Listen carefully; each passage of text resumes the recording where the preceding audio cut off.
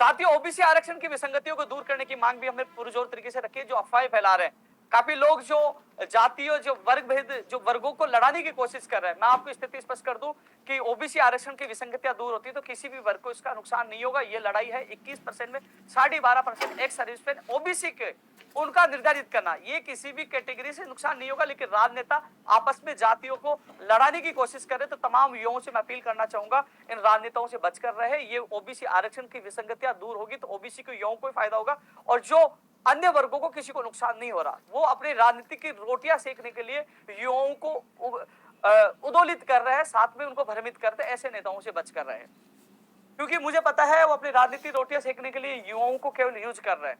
तो ओबीसी आरक्षण की विसंगतियां दूर हो, जो भ्रांतियां फैलाई गई थी, जो मुख्यमंत्री जी के सामने रखी गई कि इस विसंगतियों को दूर करते हैं तो कहीं ना कहीं ये नुकसान हो जाए, वो चीज भी कल सीएमओ की वार्ता में मैंने स्पष्ट की। मैंने कहा मैं हर वर्ग, चाहे ईडब्ल्यूएस हो, चाहे एसटी एससी हो, चाहे एमबीसी, मैंने हर वर्ग की आवाज उठाई। लेकिन मैं ओबीसी वर्ग से, मैं खुद भी आता हूँ, ओबीसी वर्ग के साथ गलत हुआ तो मेरा कर्तव्य, मेरा धर्म है, जब मैं हर वर्ग की आवाज उठाता हूँ उनके साथ गलत हुआ तो मैंने पूरी चीजें स्पष्ट तौर पर रखी। कई लोग ये सवाल करते हैं कि उपेंद्र यादव कि आप ओबीसी मामले में क्यों नहीं बोल रहा, तो मैं उनको बता दूं 5 मई को सबसे पहले जयपुर में आंदोलन की शुरुआत इस मामले को लेकर मैंने की।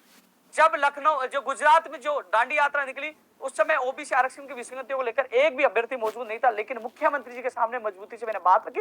हालांकि मुख्यमंत्री जी ने कहा आने वाली कैबिनेट इस मामले का हल हो जाएगा, लेकिन मंत्रियों के विरोध के चलते वो मामले का हल नहीं हुआ।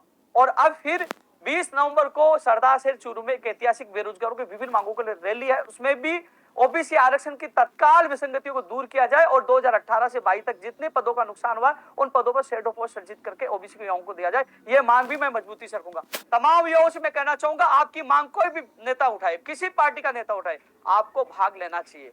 यानी आपकी विसंगतियां दूर करानी, अभी रीट, सेकंड ग्रेड, कई ऐसी भर्ती परीक्षाएं आ रही है जिसमें बड़ा नुकसान हो सकता है। इसलिए 20 तारीख को भी आप लोग पहुंचे, एक ऐतिहासिक रैली है, इसमें मजबूती से मैं भी आवाज उठाऊं। कोई भी नेता बुलाए, आपको जाना चाहिए, आपके अधिकारों के लिए जाना चाहिए। तो 20 तारीख को भी जो अन्य बेरोजगारों के अन्य विभिन्न मांगों को लेकर जो रैली है, क्योंकि वार्ता हुई है, वार्ता में करीब 1 घंटे से ज्यादा वार्ता चली है, कई मांगों पर को लेकर सहमति बनी, लेकिन मेरी जिद है परिणाम मिले मेरे युवाओं को, और परिणाम नहीं मिल जाता तब तक हमारा संघर्ष जारी रहेगा। जिद आप जानते हो, आपने देखा होगा, मैंने जिद की थी कि जब तक मुख्यमंत्री जी से वार्ता नहीं होगी, बैठ के मेरे युवा नहीं मिलेंगे, न मैं सेविंग कटाऊंगा न कटिंग कराऊंगा। वो हालत देख लीजिए मैं किस हालात में हूँ, वो जिद थी मेरी। हालांकि मुख्यमंत्री जी से मुलाकात हो चुकी है, लेकिन कई मांगों को लेकर अभी भी मेरी जिद है, क्योंकि इस वार्ता में परिणाम निकले, मेरे युवाओं को न्याय मिले, राहत मिले। साथियों, कल 7 सदस्य प्रतिनिधिमंडल मौजूद था, अलग अलग भर्तियों को लेकर चर्चा हुई है।